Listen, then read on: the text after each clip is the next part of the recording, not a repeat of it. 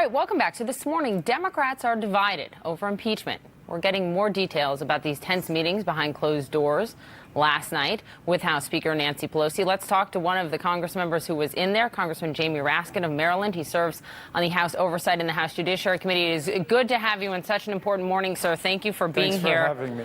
We're going to get to that in a moment, but just about the hearing that is supposed to happen today, the empty chair will be there for Don McGahn, former White House counsel, who will not appear before your committee. Jerry Nadler, the chairman of your committee, has said there will be, quote, serious consequences, that you're prepared to use, quote, all enforcement mechanisms at your disposal. So what are you going to do?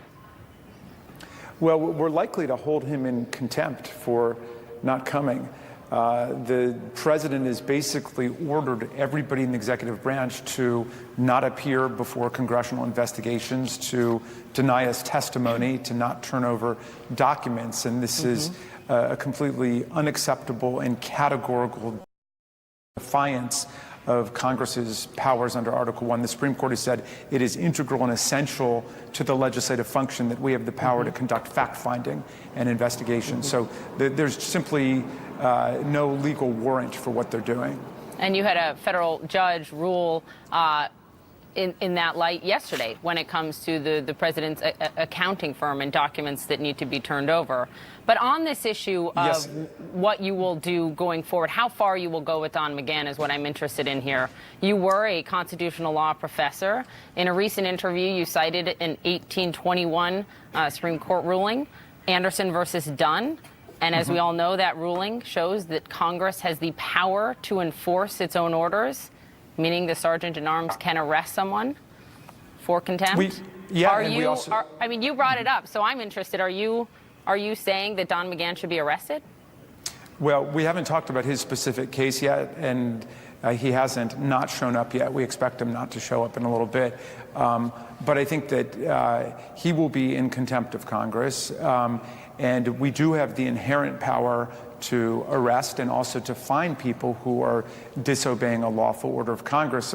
Somebody said to me, would you really go out and start arresting executive branch officials? You know, I think 16 or 17 of my constituents who were high school students who sat in at the office of Speaker Paul Ryan in the last Congress, they got arrested. I had to go down to the D.C. jail to get them out. So I know we've got the power to arrest people here, and we've exercised it before. Should you then? Do you support using that power to arrest those who do not show up, like the Attorney General did not less than a month ago, and like appears, Don McGahn will not today? I'm not averse to it at all. I think we need every tool in the constitutional toolkit out on the table to deal with this crisis of presidential obstruction of Congress's lawful powers. Now, it's better if it happens the way it did yesterday, where a court said that the White House position was ridiculous and that they had no argument to block the congressional subpoena that was issued by the Oversight Committee to get the president's finances. That's better, but we should use whatever tools that are at our disposal. But it's notable that you say you are not averse to arresting Don McGahn or Bill Barr. All right, let's move on because we have a lot to get to here. Let's move on to the topic of impeachment. You said yesterday the logic of an impeachment inquiry becomes overwhelming if McGahn doesn't show up. Well, he's not showing up. You were in a meeting last night with fellow Democrats and House Speaker Nancy Pelosi. You argued, our reporting is, that Democrats should begin an impeachment inquiry into the president. Do you want impeachment hearings to begin against the president? Well, I don't want to talk about the specifics of a private meeting we had, but let me say this. Here's why I asked, Congressman. I understand your logic, but there's a ton of reporting out there right now from the Washington Post, from Politico, from us, and I think the American people deserve to know the facts, and you were in the meeting. So can you just set the record straight for us? Well, I mean, the facts are precisely what the investigation is about. Look, we've been presented with overwhelming evidence of presidential obstruction of justice in Special Counsel Mueller's report. There were 11 different episodes where the president tried to interfere with the special counsel investigation. The reason that we subpoenaed Don McGahn was because the president ordered him to get Mueller fired, either to say that he had to invent some conflicts of interest or just to go ahead and sack him.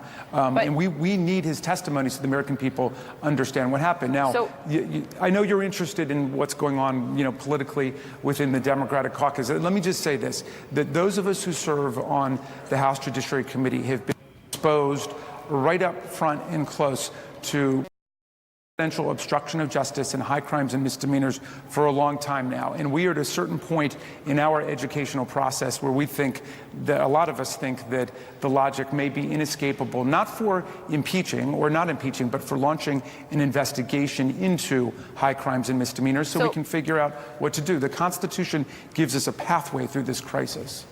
So, that's notable. You just said a lot of us. You just said a lot of Democrats are supportive of opening an impeachment inquiry into the president right now. So on again, the Judiciary Committee. I hear you. I hear you. So yes or no, do you support beginning impeachment hearings against the president at this point?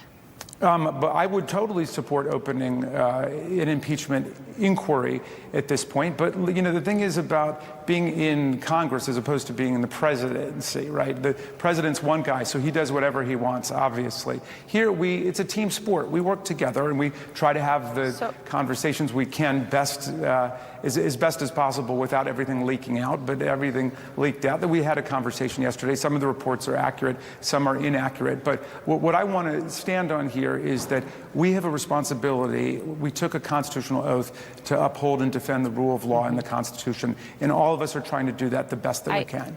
I understand that, and I'm interested in is it accurate that Chairman Nadler told you and fellow Democrats that right now is not the right time to move forward with an impeachment inquiry?